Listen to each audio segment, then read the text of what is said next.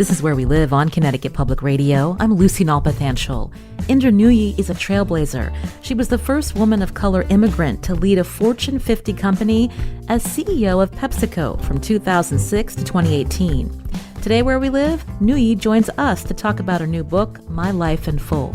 The book focuses on her career and business decisions, but the book also reveals a lot about her upbringing in India, her close relationship with her family, and their emphasis on education.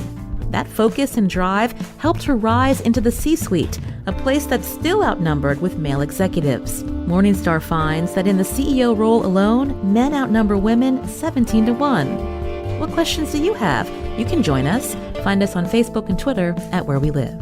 Indra Nooyi joins us on Zoom. Again, she's the former chairman and CEO of PepsiCo.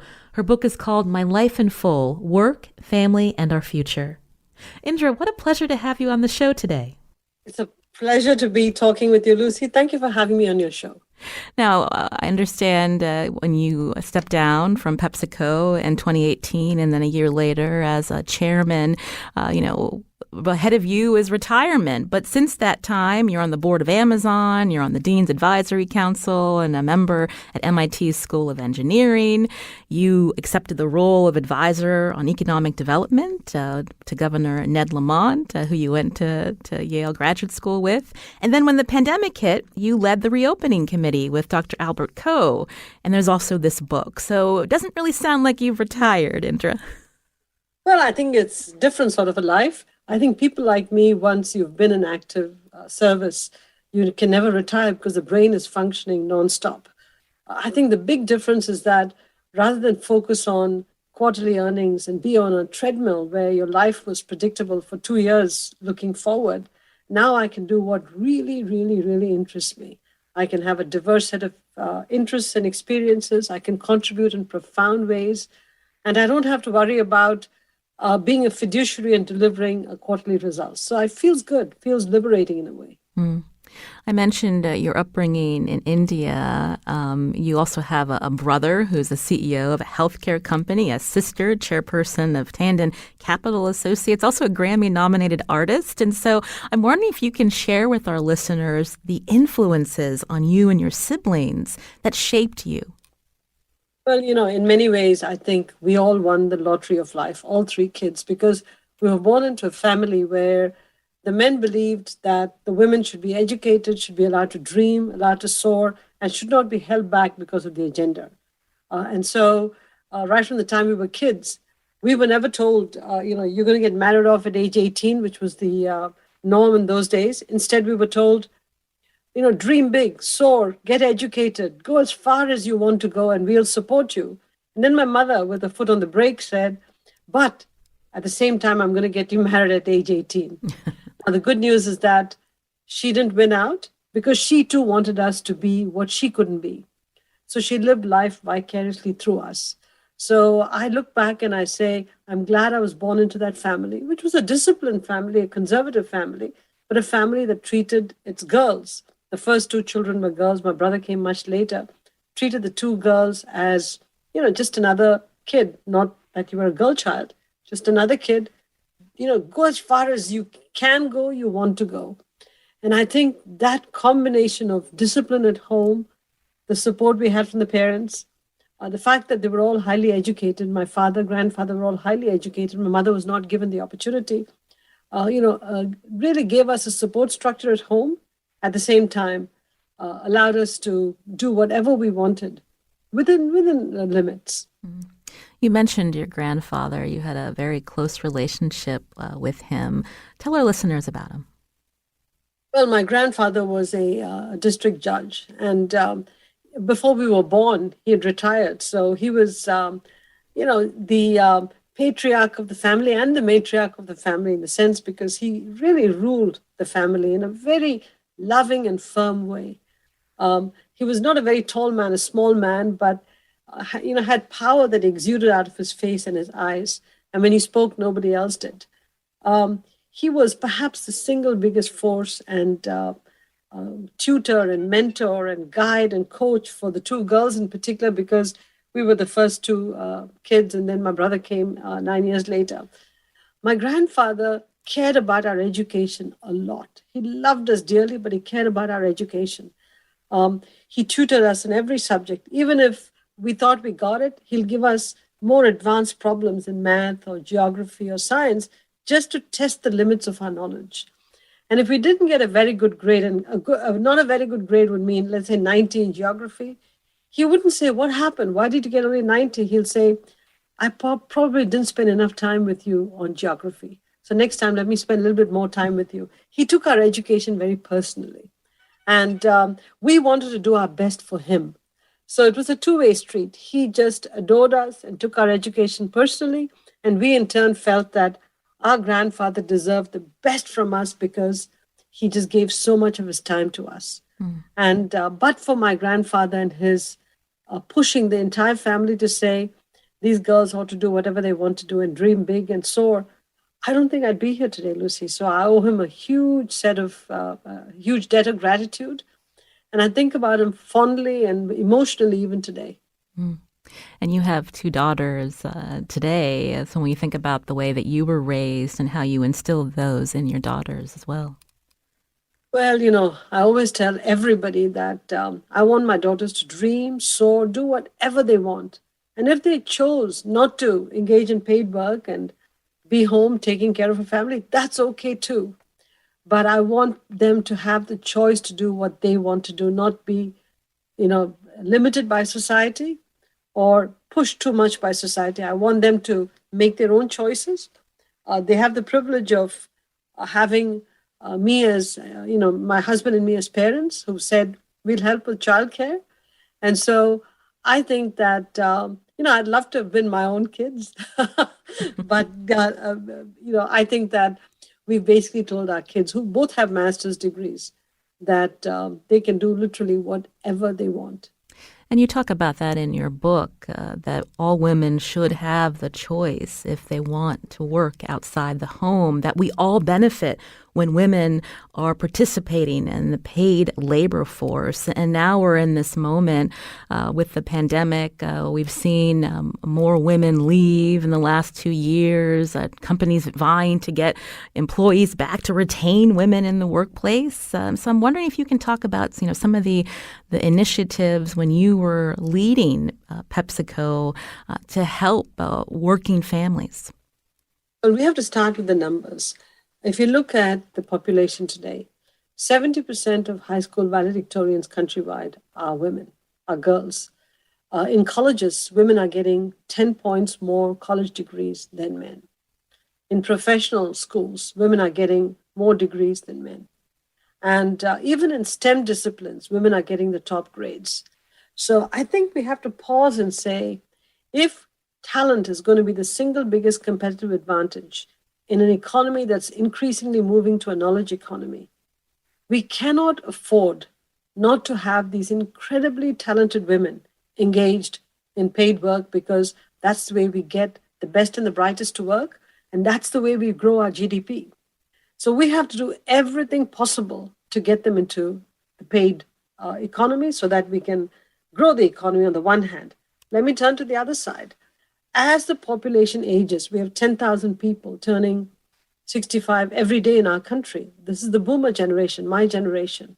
And as they age, they're going to need people to take care of them. And we need children too, because at the end of the day, we need to keep the population growing. So we need women to be the caregivers, because women are a disproportionate number of the caregivers, whether it's for children or seniors.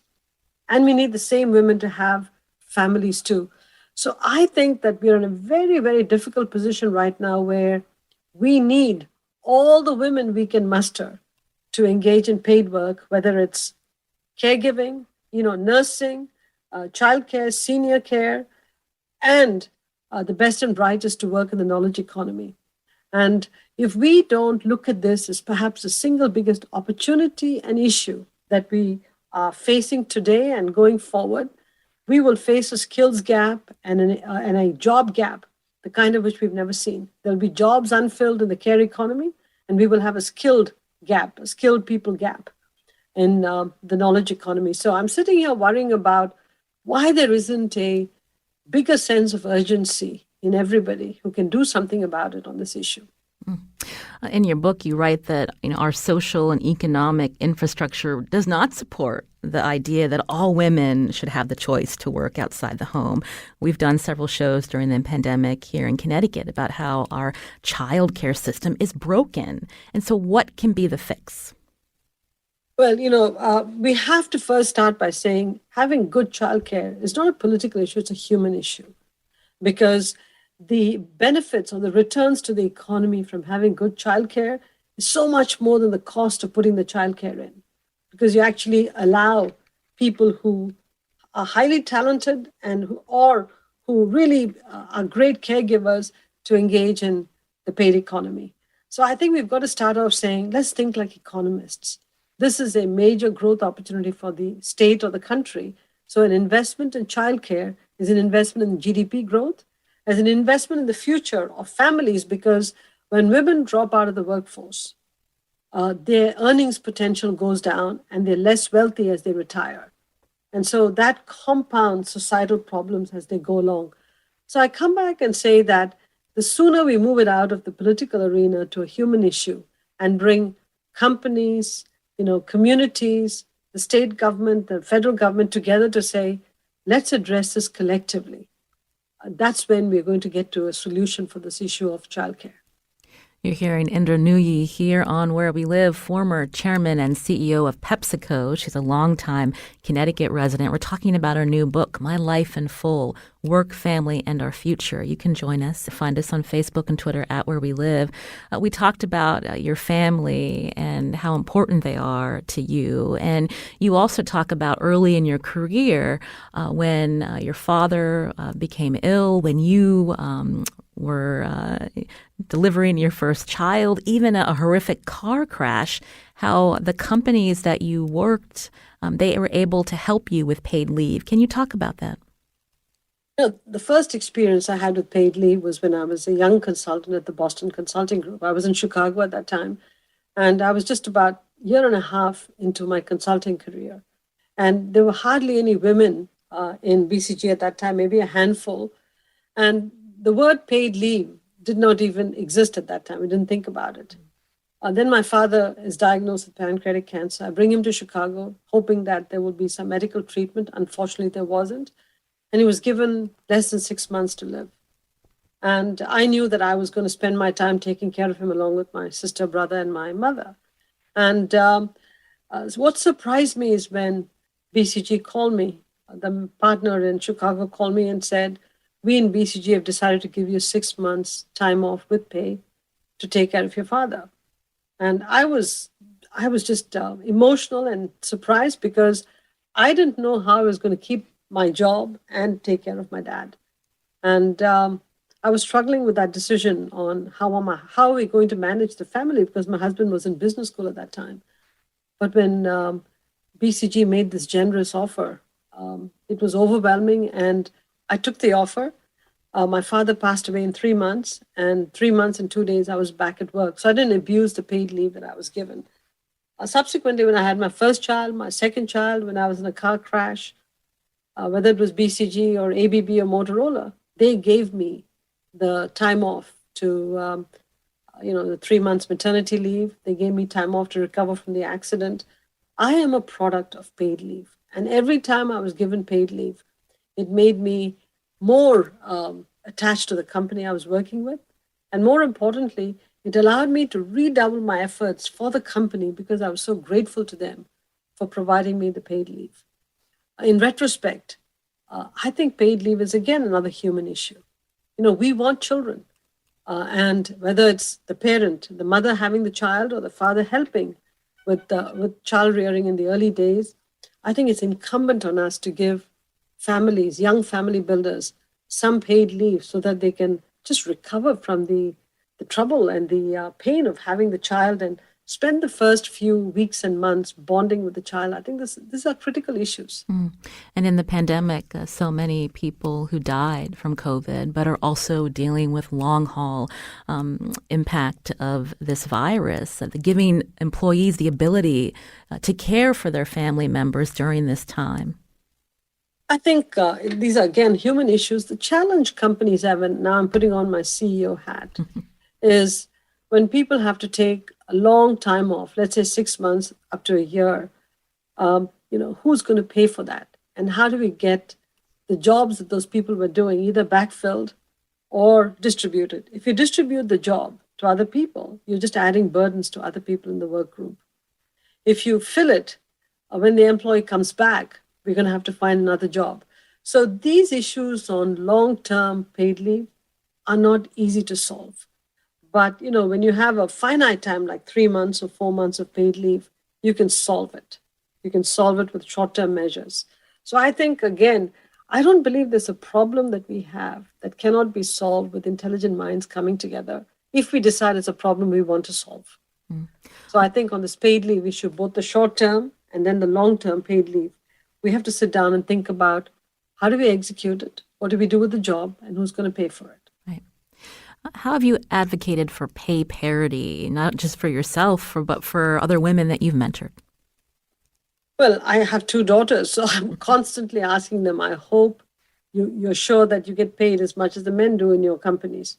And so I am all for pay parity, and there should be no disparity between anybody who's doing the same job. So this is not even it's not a company issue, it's a character issue, it's a conscience issue. So I think we just have to say, look, if 2 people are doing the same job, they should get paid the same. When we were in PepsiCo, and I mentioned this in the book, I did go through a significant pay parity analysis. And the analysis came back saying, the women were paid within 2% of the men. And I said, look, I want to adjust it to be exactly at parity to the men. I don't want the 2% gap. And they said, Indra, it's just 2%. Come on, let's live with it. I said, then pay the women 102% of what the men are making. Pay them 2% more. Is that okay? So I think sometimes, we say, plus or minus 2% is within the error band. So why not live with it? My point is, if you start there, it's a slippery slope. So when you do the analysis, and you should do it regularly every 6 months or a year, I think it's important we say, let's not make allowances and create wiggle rooms, because the more wiggle room you create, the bigger the problem. Having said that, let me also say one thing, Lucy. Sometimes you need bands because people's tenure makes a difference, or the nature of the job that somebody is doing may be slightly different. Except that, let's not use all of them as excuses to pay women less. At the same time, thinking about your rise in the corporate world, again, often you were one of the few, if only, women of color in the C-suite. And at times, do you wish that you had asked for more in compensation or benefits compared to your male colleagues? I think early in my time in PepsiCo, when we were doing all the transformation until about 2000, I saw a lot of the men getting generous stock options, special grants. And I wasn't given any of that. In retrospect, if I'd had the courage, I'd have gone and asked for it. Although, I always scratch my head and go, isn't that what the Human Resources Department exists for? To make sure that people are treated equally, fairly? I don't know. But I never asked for it then because I just didn't know how to. And I always waited for the company to recognize my talents. But in 2000, when I became CFO and then president, the new CEO, Steve Reinemund, just looked at my pay and everything and said, God, you need an adjustment. And he made a massive adjustment. And after that, my pay has been in the public domain. So it was always, there was a check and balance on my pay versus the others. And I've never had a need to go ask for more because the company always treated me very, very fairly. In your book, I wanted to quote something that you wrote. Women's voices are too high or too low, or they are seen as too short or too tall or too fat or too thin to be great leaders. And these judgments wear us down. And I'm wondering if you can share with us how people perceived you from the time that you showed up in Connecticut School of Yale School of Management to the corporate boardroom, how people perceived you. And at times, did that wear you down, Indra? In my case, the problem was slightly different because it's how I thought people were perceiving me, even though they didn't act that way. I walked into a boardroom or a room where decisions were being made, and I assumed people were thinking to themselves, What is this immigrant woman of color doing in this room? What is she going to be able to contribute? It was my own problem, I tell you that, because people were mostly welcoming, and in most cases, they treated me as an equal partner. But for some reason, I felt that they had this big question mark over them which said, what is this woman doing here? So what I ended up doing was over preparing for every meeting, reading everything that was given to me. And I always walked into meetings being the best informed of everybody in the room. It was an enormous time constraint, I'll be honest with you. But I felt that's what I needed to do to earn a seat in those rooms of power. And over time, I overcame my differences through the contributions I was making in terms of content. And I think that practice carried through forever. Later on in life, as I got into positions of power myself, I started to hire diverse teams. And all that I did was, I said, I want the best and the brightest, and I'm not going to hold anybody back or not hire somebody because of what they look like or their gender or their ethnicity. So, all the way from ABB to PepsiCo, when I had many people reporting to me, my teams were always incredibly diverse because I thought the best decisions were made when you had diverse voices around the table. You're hearing Indra Nooyi here on Where We Live, the former chairman and CEO of PepsiCo, a longtime Connecticut resident, as we talk about her new book, My Life in Full, Work, Family, and Our Future. We'll continue talking with Indra Nooyi after the break. You can join us too. Find us on Facebook and Twitter at Where We Live.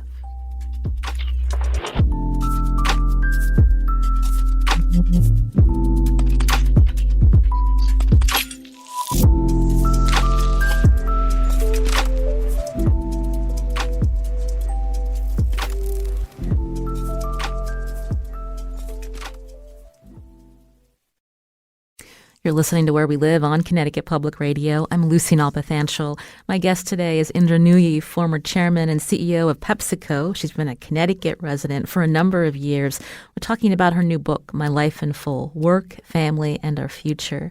Indra, I'm wondering if you can read the first page of your introduction for our listeners. Most certainly. And this is how it goes. One foggy Tuesday in November of 2009, after hours of meetings in Washington, D.C., with 24 top U.S. and Indian business executives, I found myself standing between the President of the United States and the Prime Minister of India. Barack Obama and Manmohan Singh had entered the room for an update on our group's progress, and President Obama began introducing the American team to his Indian counterpart. When he got to me, Indra Nooyi, CEO of PepsiCo, Prime Minister Singh exclaimed, "Oh, but she's one of us." And the president, with a big smile and without missing a beat, responded, "Ah, but she's one of us too." It's a moment I never forget. Spontaneous kindness from the leaders of the two great countries that have given me so much. I'm still the girl who grew up in a close family in Madras in the south of India, and I'm deeply connected to the lessons and culture of my youth. I'm also the woman who arrived in the US at age 23 to study and work, and somehow rose to lead an iconic company, a journey that I believe is possible only in America. I belong in both worlds. What a moment. Do you think back to all those times, or you're standing with other people in power, and what your grandfather would think if he saw you there? It's a scary proposition because you have butterflies in your stomach when you're standing between those leaders, because these are leaders of powerful nations. And the fact that you've come so far gives you sort of goosebumps, butterflies, all of that. And then you think about the responsibility. Just standing there doesn't mean, there's something wonderful about you. You have a responsibility associated with standing there. So you reflect on that responsibility. And then my grandfather's words kept sounding to me, when you take on something, do it well. Make sure that you always deliver. Do the job to the best of your ability. Don't slack off. All those lessons that he drilled into us as kids, keep coming back. And I think it's very important when any of us find ourselves in rooms where there's a lot of power, we should understand that we have a responsibility behind our appearance and presence in these rooms. And remember the responsibility, not just the joys of being in those rooms. I was thinking about all of the people that are inspired by you, especially women and girls. Did you have any female mentors as you took on the corporate world, Indra? Not in my early days. I think after I became president of the company, there are people who I came across who became my mentors. For example, I write about Secretary Clinton when she was senator in New York. She came to visit us in PepsiCo. And they had just announced that I was going to take over as CEO in August, or in October rather. And she, reached out and she said, "Look, anything I can do to help you as you become CEO and move forward, count on me. I'm there. I've, been a leader. I've had to deal with difficult issues. You can use me as a sounding board." I thought that was an incredibly generous gesture because, for Secretary Clinton, former First Lady, somebody who's incredibly busy, that time was senator from New York, to offer such a helping hand to a CEO who's just about to emerge into the C-suite, I just thought was a generous gesture. And I've taken her up on it now and then. Beyond Secretary Clinton, there have been other people that I've come across, for example, Condoleezza Rice, who I've gotten to know quite a bit over the years, has been a great mentor. President Clinton has been a great mentor too. And over time, we've had small groups of CEOs that have come together as, a group of 5 or 6, and just chatted about issues without talking about specifics about our company because we had to worry about confidentiality. But really, women have been more in the political arena who've reached out and helped. Mm. In your book, My Life in Full, you also talk about your mother quite a bit, including the fears she had when you were going to leave India to head to Connecticut to go to graduate school at Yale. And then as you rose in your career, thinking about the perceptions of women, what their role should be in the household. So how did you see your mother's views changing throughout your career, Indra? I think she was conflicted in so many ways. Here she was, a product of a society where the young girls were married at age 18. Many of them didn't go to college. And they kept home, took care of the kids and took care of the in-laws and perhaps their parents. And that's the role she had seen all her life. And all of a sudden, she gets married into my father, comes into this new house, and she has 2 daughters, one after the other. And perhaps she's thinking to herself, I want these kids to go to college because I've always wanted to go to college and never had the opportunity. She was a brilliant student. She never had the opportunity to go to college because her parents couldn't afford to send her to college. And so she lived life vicariously through us, but constantly conflicted because she wondered what society would say to her. Say to her, how could you let your daughters go off into a co-ed college or a co-ed business school? How could you let them cross the ocean and go alone without getting them married off? So she had all of those questions asked of her. Will your daughters ever get married now? Could you get an arranged marriage for them given that they've gone away from home? So she struggled with all that. But at the same time, she said, look, you're all people. You have to stand on your own. I don't want to hold you back because of your gender. I think she was very generous. But all the time when she lived with us, because my father passed away, she lived with the children. She still does. She would tell us to do whatever we wanted. I'll help you with the kids. I'll help you with child rearing. And then she'll say, don't forget, your first role is to be a mother and a wife and a daughter and a daughter-in-law. So there was always this accelerator and brake that we saw in action, almost on a daily basis. But then, you accept it as this is mom. You listen to the accelerator, you listen to the brake, and then you do what's right for you. You were very candid sharing this one anecdote, I believe, after you were appointed president at PepsiCo, how you came home late after a long day at work. You wanted to share the news with the family. And what was your mother's response? Well, she, at that point, at 10 o'clock in the night, needed milk for the house. So she dispatched me to get the milk and didn't want to hear the big news. And when I came back and I told her, listen, I have big news. I've been appointed president. I'm going to be on the board of directors. I'm overwhelmed. And all that you want is for me to go get the milk. And she looked at me and she said, I don't know what being on a board means. I don't know what being president means. I'm sure these are all big things, but the house needs milk. And so please just leave your crown in the garage, because when you enter the house, you're the mother, the wife, the daughter-in-law. I'll be honest with you, Lucy, at that moment, I was a little upset because I thought she should have given me time to share my news and perhaps, compliment me, make me feel good about it. On the other hand, she's right. When I enter the house, I have a very different job to do. I do, and my husband does too. Both of us have different jobs. We are responsible for this family. We are responsible for our children. We're responsible for each other. And so she gave me a lesson in humility, recognizing that I have power, but leave the power in the garage. So I've accepted that crown in the garage comment now, and I've been practicing it. So has my husband. But at that time, it hurt.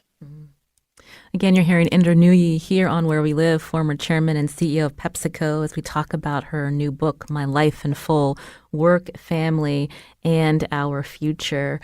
You were also very honest about the demands of your career on your time with family, especially when you were leading PepsiCo.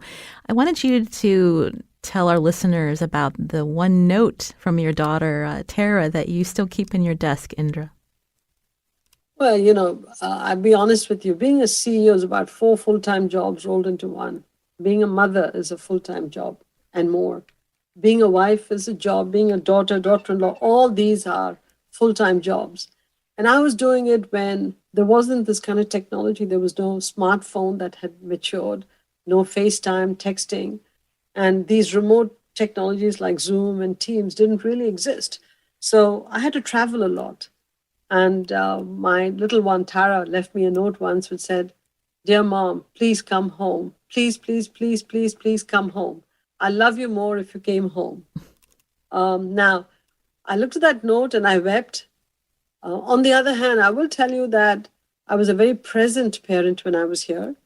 And, my children were never latchkey kids. One of us, my husband and I, were at home, and we always had a family member or a nanny at home. So as much as possible, we tried to give them a life that was protective, and they felt nurtured and protected. But, there are times they miss mom a lot. And I recognize that. And I wish I had all these technologies so I could have kept talking to them on Zoom or FaceTime and texting them constantly. So if I had one wish, it's that the whole technology could have existed when I was CEO, or I'm CEO now, so I could be a better mom at the same time. You write in your book, for many years, the guilt of not being a full-time mother in their early years gnawed at me. I think of these days with great sadness. That really struck me because as a working mother, we all deal with mom guilt, right? When you have to work, and sometimes when, especially during the pandemic, your children are coming to you and wanting you to spend time with them, and you've got to get the work done. And so I'm wondering how you reconciled that in your career. I think you have mom guilt, and then you have guilt that you didn't work and contribute to the family. And, to be honest, Lucy, families are fragile. And you never know when you're going to be called on to be the sole provider for the family. And if you don't have the ability to keep a job, I think you're putting yourself in harm's way. So I really believe that women having economic freedom and the power of the purse is very, very important. There's no question. I look at photographs of my kids as babies, and I look at their chubby cheeks and I say, "Hey, God, I'd love to, hug them some more today," but those days are gone. But, it's okay to look at this fondly, but I also look at the fact that my husband and I were immigrants who had nothing when we got married. We built everything up from the ground up. And I think of my own mother and father. My father could have not recovered from the terrible accident he'd been in. And had he not recovered, what could have happened of our family? So I look at families and say they're great support mechanisms, but they're fragile. Think of the number of single parents we have. And so I think it's important that women have a job. And I know all the trade-offs that it entails. Use the flexible hours that are now becoming quite common post-pandemic. Use that to your full advantage, whether it's flexible hours or flexible days, for those that can be in jobs that give you flexibility. But please have economic freedom, have the power of the purse. It's even more important today than it was in past times. Valentina was calling in from Farmington. Valentina, did you want to share with us about your paid leave experience? Yes, and I guess in response to what Indra just said, I totally agree. And I tell friends that if you do have to stay home and take care of your kids, at least get the assets in your name. But as far as paid leave goes, it's been a blessing that it became available on January 1st here in Connecticut because I have a child who was recently diagnosed with a chronic illness. So I've needed to take a lot of time from work, and it is only possible for me to do that and still kind of support my family as a single parent because of the paid leave. And at the same time, in terms of how the workplace is structured, it is so normal at most workplaces for everyone to be doing, 120% of what their job is actually supposed to be. But even when you have paid leave, stepping away from work, it's difficult because you're leaving coworkers in the lurch. But I guess on top of paid leave, I feel like the way we structure things at work needs to be adjusted as well to allow for people to be able to use that paid leave. And maybe that means having an additional employee. But I feel like that's a better option than having staff that everybody has sick family members and almost no one can take the time to step away and take care of them without leaving the office in a bad position. Thank you, Valentina. Indra, did you want to respond? That's a great set of comments from Valentina. This is where we need creative solutions. I always look at Kelly Services that did a great job providing administrative assistance on demand when you needed some. And I think we have a unique situation now where we have a lot of newly retired employees. And I think we need to think about creating a cadre of retired employees who can step in to take the job of people who are out on paid leave. But we need some creative solution to temporarily fill those jobs so people who have to step aside to care for loved ones, a child, a parent, whatever, can actually do that and come back into the workforce. So there's got to be a return ramp.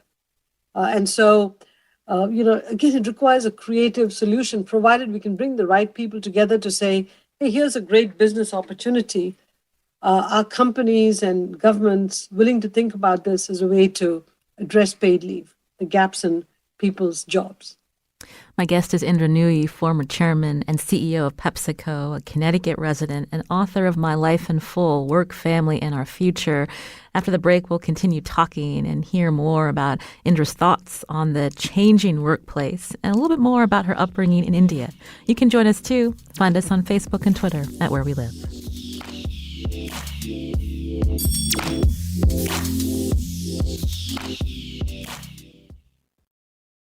You're listening to Where We Live on Connecticut Public Radio. Today, my guest is Indra Nooyi, former chairman and CEO of PepsiCo, a Connecticut resident, and we're talking about her new book, My Life in Full, Work, Family, and Our Future. I was struck, Indra, with some of the stories that you share in your book. You're a hardworking immigrant, like so many immigrants who come to this country now, Indian American. And when you and your husband were looking for places to live, there were particular communities in Fairfield County where they weren't very welcoming to you because of you being an immigrant. Can you talk about that? Well, those were tough days. There were many examples where we were excluded.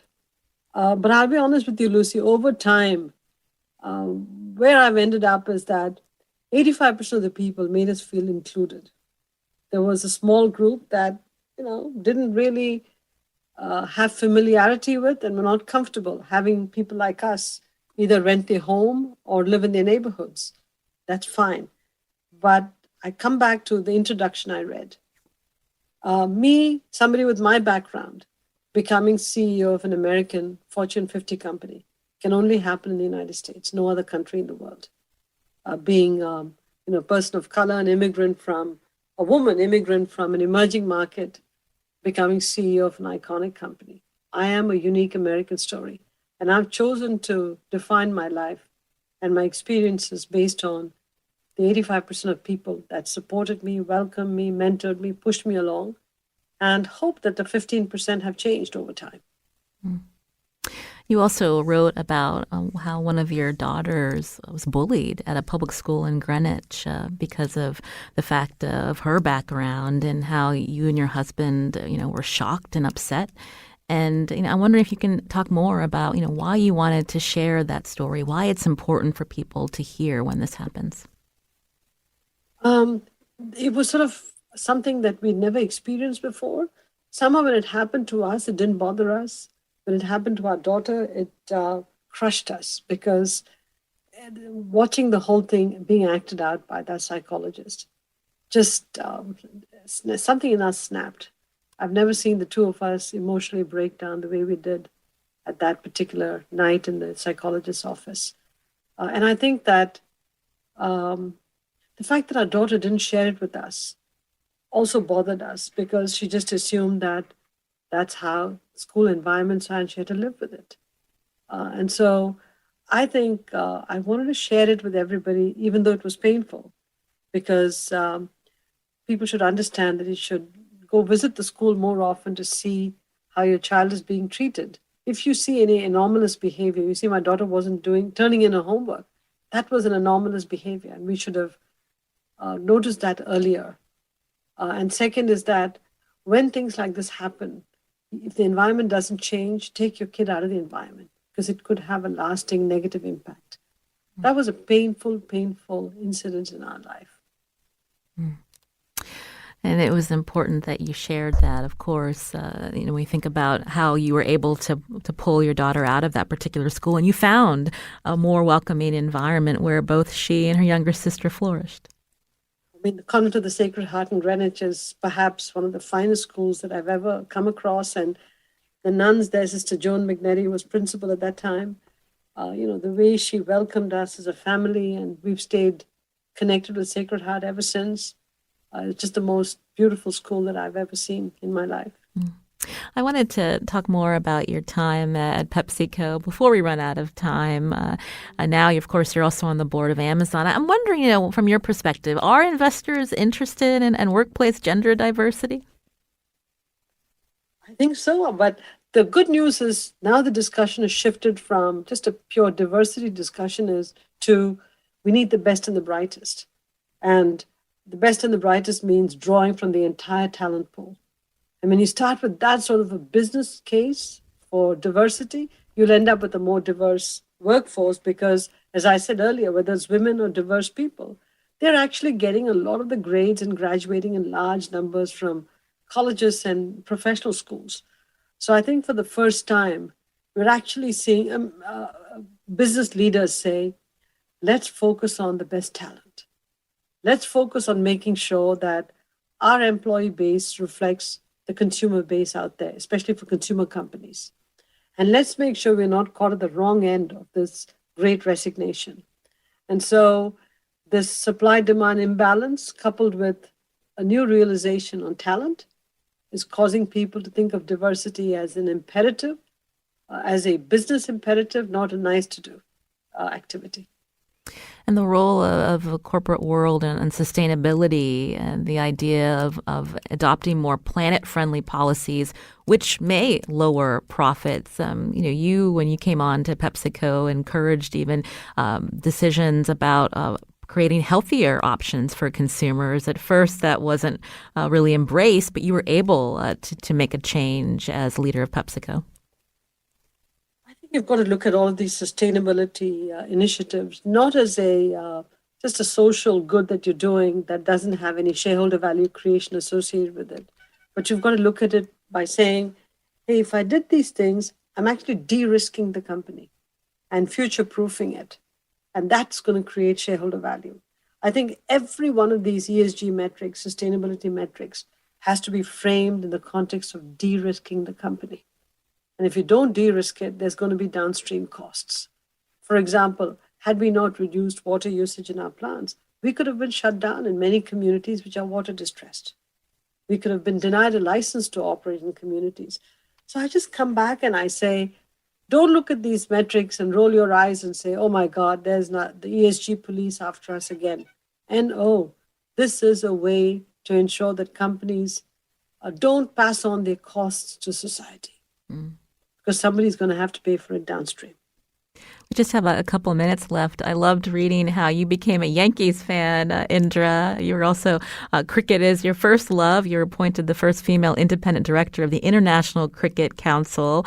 So I'm wondering, in the few minutes we have left, if you can talk more about, that role and, your belief in, why it's important to even be part of a team, what it teaches children. Team sports in particular teaches you to give and take, teaches you to have leadership that sort of is decentralized because sometimes different people, direct the play in a particular team sport. So to me, any team sport develops skills that you don't get in real life. So I strongly encourage people to be part of a team sport. Individual sports teach you discipline, teaches you to push yourself to the highest limits that you can push yourself to. So it has a role in society too, but team sports to me are particularly phenomenal. And I watched the Chicago Bulls when I was in Chicago, when Michael Jordan and Scottie Pippen were playing.